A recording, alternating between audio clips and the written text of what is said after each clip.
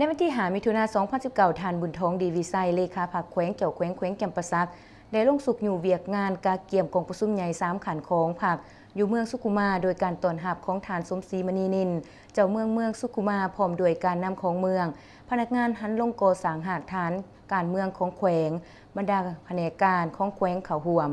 ในโอกาสดังกล่าวทานสมศรีมณีนินเจ้าเมืองสุขุมาได้รายงานสภาพการจัดตั้งปฏิบัติแผนพัฒนาเศรษฐกิจสังคมและขบวนการกาเกียมกองประชุมใหญ่องค์คณะพรรคเมืองสมัยที่8เป็นต้นการเก็บรายหับของงบประมาณของเมืองการกาเกียมด่านเหนือในซึ่งจุดประสงค์เมนซ้ำเร็จบทรายงานการเมืองทั้งสองภาคห่างบทแผนพัฒนาเศรษฐกิจสังคมห่างสำรวจการนำพาด่านบุคลากรเมนสำเร็จการถาบทามในหอบที่1และหอบที่2และผู้แทนสมบูรณ์เขาห่วงกองประชุมทั้งหมด171สหายจากนั้นการกาเกียมต่างๆเมืองก็ได้เอาใจใส่อย่างเป็นขบวนการโฟดฟืนเพื่อแน่ใส่เฮ็ดให้ขบวนการกาเกียมกองประชุมใหญ่ประสบผลสำเร็จพร้อมเดียวกันนั้นทานบุญท้องดีวิไซเจ้าแขวงแก่มปะซักยังใดเน้นให้คณะพรรคเมืองสุขุมาเอาใจใส่สืบต่อสร้างขบวนการต่างๆให้แข็งแรงกว่าเก่าเป็นต้นการจัดเก็บรายรับของงบประมาณให้ได้ตามแผนที่วางไว้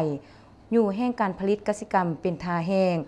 ให้เป็นขบวนการโฟดฟืนอย่างแข็งแรงเป็นต้นการปลูกเขาให้มีหลายและได้คุณภาพจากนั้นก็เอาใจใส่เวียกงานป้องกันศาสตร์ป้องกันความสงบสุขอย่างต่างหนาถือเป็นความรับผิดชอบของทั่วปวงชนเพื่อเฮ็ดให้เมืองมีเสถียรภาพมีความสุขจากนั้นท่านเจ้าแขวงจำปาสักยังได้ติดตามเบิ่งการก่อสร้างครัวและเส้นทางสุขุมาหาบ้านเฮียงทรงตะอูอีกด้วย